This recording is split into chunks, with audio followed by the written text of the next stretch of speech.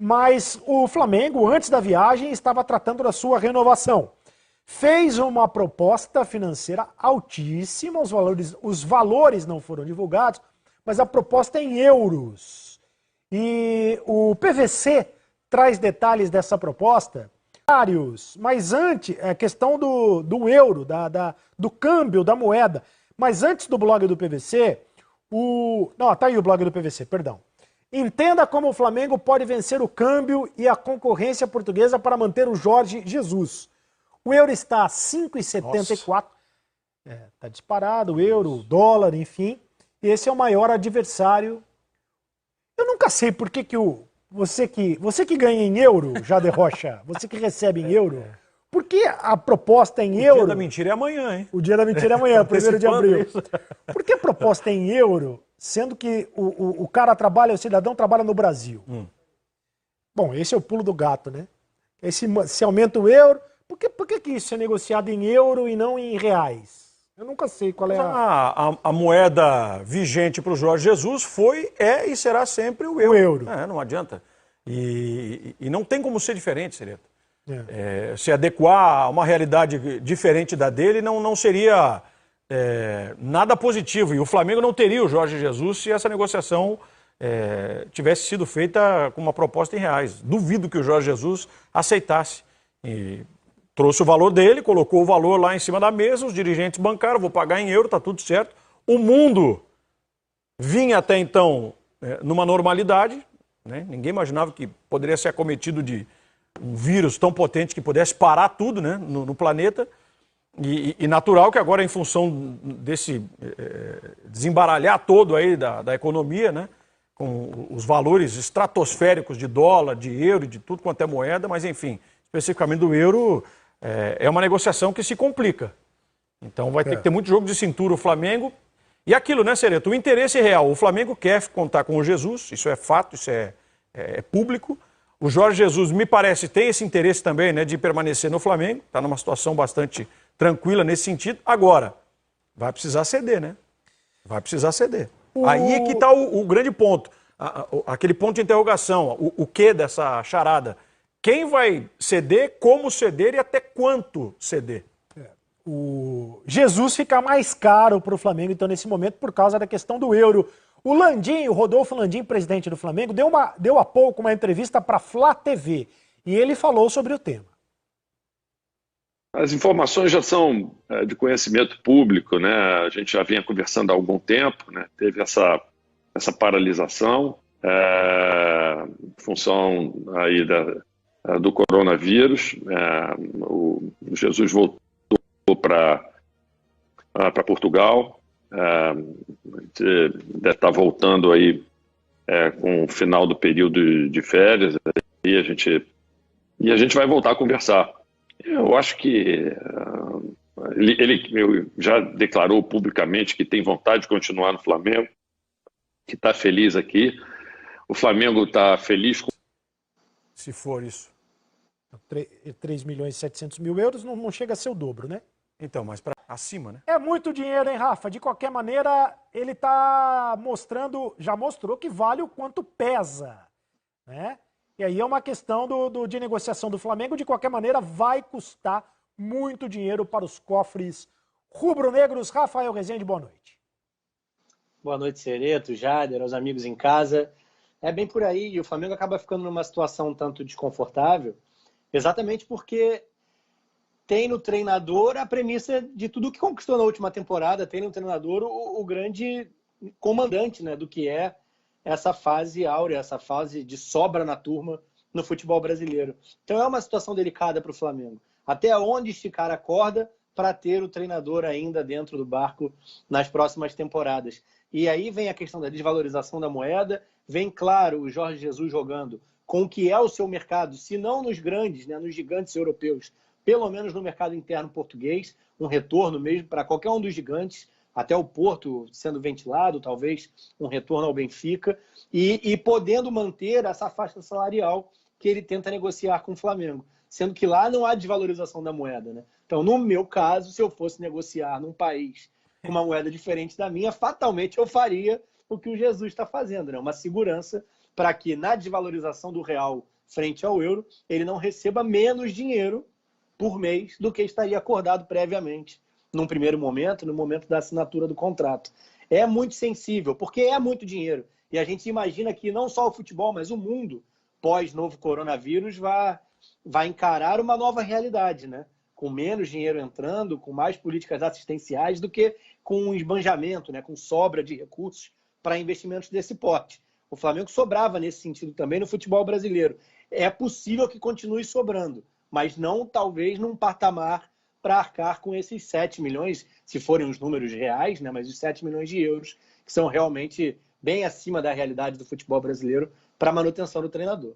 Agora, então, pelo que tudo indica, a questão é mesmo financeira, porque o Jesus já disse que só sairia do Flamengo se algum dos grandes times, para ele, o top 5, ali, Barcelona, Real Madrid, quem mais? Manchester City, Liverpool, ele citou alguns times, né? A Juventus de Turim, alguns times que teriam condições de ganhar a Champions League. Ele só sairia do Flamengo se ele fosse convidado por um desses times. Não será convidado, pelo que tudo indica, agora para dirigir algum desses times. Talvez possa ser convidado para voltar para o futebol português. Seria para o Porto ou para o Benfica ou para o Porto, um desses dois times.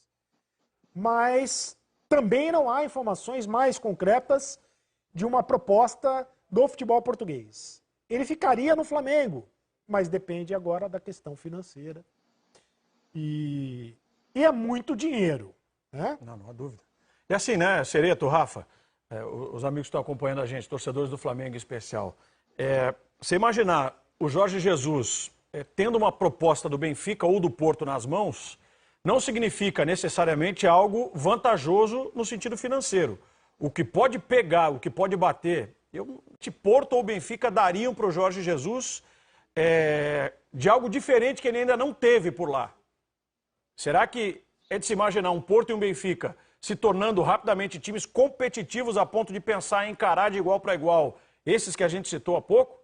Não foi o que a gente viu nessa temporada. A gente transmitiu até então, né, semifinais da Taça de Portugal, dois times muito abaixo no que diz respeito à qualidade técnica desses outros que têm investimento muito maior, capacidade de investimento que é absurdamente, infinitamente superior também, né?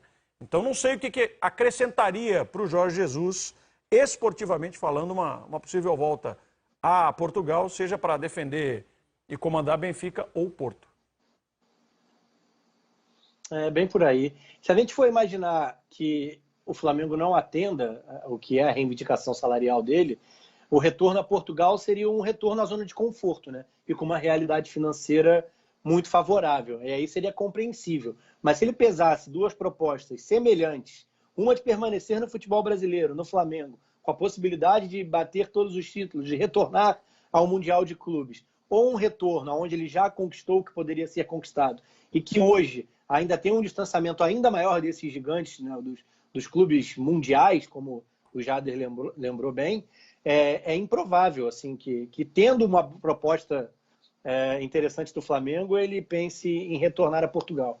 Pelo menos pelo que é, né, a relação entre ele e o clube, entre ele e o Flamengo até aqui. E vocês acham que uma possível mudança será uma mudança de calendário, independentemente do que acontecer, vai ser uma mudança de calendário. Pode mudar por causa do coronavírus, pode mudar o pensamento do Jesus. Ele tinha alguns desafios muito bem definidos, né? Voltar à final do Mundial, era o que ele sempre dizia. O meu compromisso é voltar à final do Campeonato Mundial. Não sabemos mais se terá Campeonato Mundial de Clubes, né? Pelo menos nessa temporada. Seria o último, né? De fato, se não houvesse... O que seria o último... O novo coronavírus não tivesse impactado o mundo inteiro, a gente nesse teria... atual modelo. Nesse atual modelo seria o último. Nesse atual modelo. Porque a gente não tem nem data mais para o novo formato, né? Sim, sim. Que seria a partir da outra temporada, e agora já se reformulou tudo. No fim de 2022 tem Copa do Mundo. Seria o evento teste para a Copa de 2022. Verdade. Em tese, deveria ser disputado antes da Copa do Mundo, né? E a gente já não tem nem mais essa certeza pelo calendário. Pois bom, eu acho que uma coisa está ligada à outra. Quando você fala, Jader, em objetivos esportivos, né? eu acho que passa também pela permanência dele, não só a questão financeira, os objetivos esportivos. Ganhar a Libertadores, com o Flamengo ele pode ganhar a Libertadores, ganhar Brasileiro de novo. Copa do Brasil. Copa do Brasil, buscar a final do Mundial. Benfica e Porto... Não, muito abaixo. Muito abaixo, nessa questão esportiva. O top 5 do mundo, aí é outra história. Liverpool, Barcelona, Real Madrid. Mas esses times, a Juventus de Turim, Manchester City, mas esses times nesse momento, imagino eu que não queiram contratar o Jesus. E assim, se a gente for olhar, não sei se o Rafa concorda, mas desses que a gente citou, dos grandes, desses poderosos aí, o Barcelona, a gente sabe que está com um mandato tampão lá, né? Do Quique Setien. Não vai ser treinador do Barcelona para 2, 3 temporadas. Está longe disso, está enganado. Tanto que os caras foram atrás do Xavi e o Xavi disse, não, agora eu não quero. Né? Quem sabe mais à frente eu apareça para dirigir o Barcelona, mas agora eu não quero. Tem interrogação agora. Iria o Barcelona para cima do Jorge Jesus? Que seria o Jorge Jesus o técnico com perfil de Barcelona, Rafa? Essa é outra pergunta. O Valverde já não era tanto, né? E ainda assim teve uma passagem vitoriosa em alguns aspectos, em detrimento do que era o estilo, né? O modelo de jogo da equipe em vários momentos. É bem discutível essa questão. Acho que o Jesus poderia entregar até uma vitalidade, uma intensidade a esse Barcelona, que se perdeu nos últimos tempos e era importante para o trabalho do Valverde. Não sei se ele chega a ter nome, tamanho para isso. Um lobby muito grande interno de jogadores. A gente lembra do Tata Martino, por exemplo, né? Que dá esse salto e consegue chegar ao Barcelona, mas existia uma relação anterior, principalmente com o Messi, e a palavra do Messi é lei, né? Então era um pouco mais fácil a situação na época para essa definição do Martino como treinador. O Jesus, eu acho que ele tem qualidade para isso, mas não sei se tem um mercado, se no momento do lobby, das influências, dos grandes nomes, ele vai conseguir atingir esse mercado que ele tanto almeja das principais equipes, né, do cenário europeu e também do mundo. Principalmente, quando a gente fala do Barcelona, isso se aproxima um pouco, porque a gente está falando até de uma língua mais próxima, dele podendo se adaptar minimamente. Mas sempre se falou muito da questão do inglês, né, para os outros centros, para que ele conseguisse transitar no futebol europeu com mais naturalidade, já que o dia a dia fica muito comprometido pela questão da língua. 9h43 da noite, eu troco de passes com o Jader Rocha, com o Rafael Rezende. Você que pode participar conosco pela hashtag Troca de Passes. E na mesma entrevista que o Rodolfo Landim, presidente do Flamengo, concedeu à Flá TV, ele falou sobre o calendário. E já fala de uma negociação dos clubes com a CBF para estender o calendário até janeiro de 2021. A gente teve que fazer uma paralisação. Tivemos, vamos dizer assim, uma série de reuniões com outros presidentes de clube.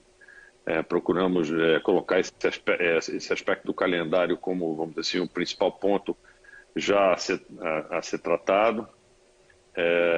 Conseguimos convergir todos a decisão de colocarmos, vamos dizer, todos os jogadores de férias desde o dia 1º, quer dizer, a partir de amanhã estão todos os jogadores da Série A de férias até o dia 20 de abril, quando a gente vai reavaliar e verificar se já teríamos condições de pelo menos colocar os jogadores já em treinamento, porque são atletas de alto nível e que vão precisar pelo menos de um tempo de treinamento mínimo para que os jogos possam recomeçar. Tentar, de qualquer forma, se for permitido isso, que a gente aproveite essas datas para o mais rapidamente possível poder terminar já pelo menos o campeonato carioca e guardando datas. Eu acho que esse é o grande desafio que a gente vai ter, que é, vamos dizer assim, conseguir datas para que a gente possa terminar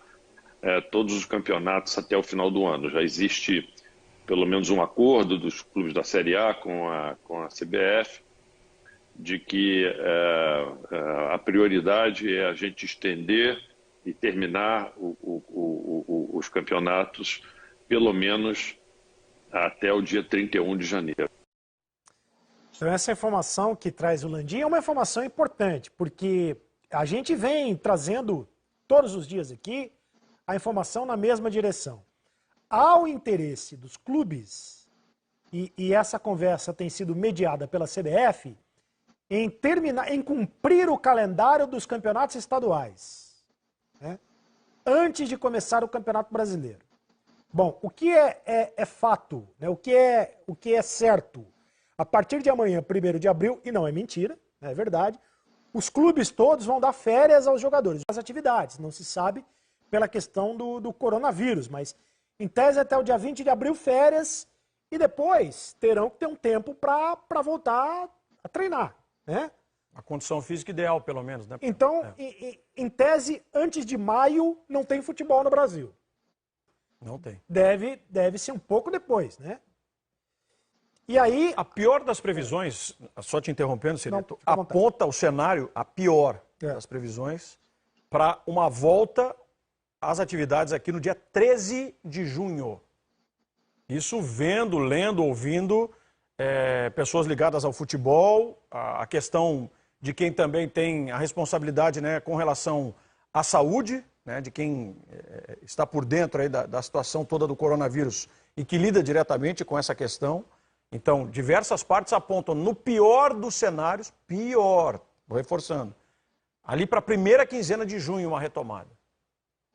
Posso adicionar algo? Claro, Rafa, fica à vontade. Hoje a Conmebol sinalizou que talvez não retorne às atividades, né, bola rolando, no início de maio, como tinha planejado anteriormente. A gente sabe que a curva, né, de contágio, de contaminação, enfim, aqui na América Latina, ela está só no princípio e me parece muito improvável que em maio a gente tenha bola rolando. E mesmo na situação que o Jader cita, né, de primeira quinzena de junho, fim da primeira quinzena de junho, é bem provável que ainda seja, o retorno vai haver uma pressão grande, eu imagino, porque também a questão financeira vai estar influenciando no que é a paralisação, né, do esporte ao redor do mundo, mas aqui, como a onda chega tardiamente, chega por último, fatalmente os outros locais, os outros países vão ter um retorno anterior ao da América Latina.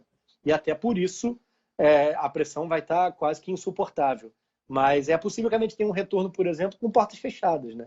Que esse fim do estadual seja completamente sem público ainda, porque é bem improvável que a gente já esteja num período de maior tranquilidade, de todo mundo na rua, de vida sendo vivida com normalidade.